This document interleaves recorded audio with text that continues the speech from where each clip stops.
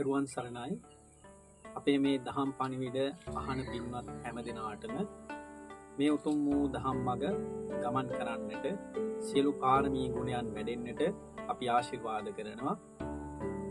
අද අපි කතා කරන්නේ අසත්පුරුෂයන් හැටියට අපි දානයන් පූජා කළොත්, පරිත්‍යාගයන් සිද්ධ කළොත් එහි විපාකය කොහොමද කියන කාරණාව.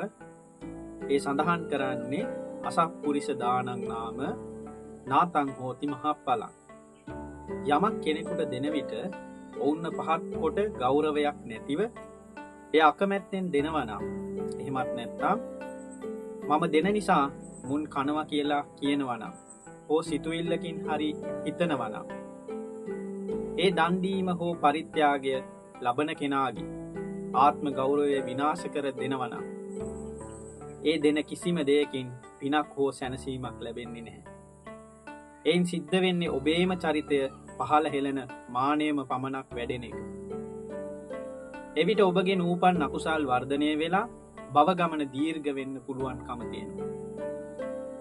කෙනෙකුට දානයක් හෝ පරිත්‍යාගයක් පිණිස යමක් දෙන විට කරුණාවෙන් සහ ගෞරවයෙන් දීමෙන් ඔබගේ ජීවිතයේ විනාශයට හේතු වෙන මෝහයේ විනාශයෙන් ඔබව ඈත් කරලා සංසාර ගමන කෙටි කරගෙන යහපත සැනසීම ළඟා කරගෙන නියත වශයෙන්ම ඔබට හැකියාව ලැබෙනවා ඒ දන් දීමේ එහි විපාකය හැටියට.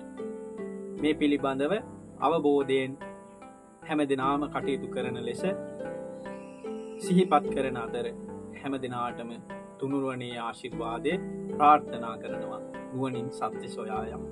හැමදෙනාටම තෙරුවන් සරණයි.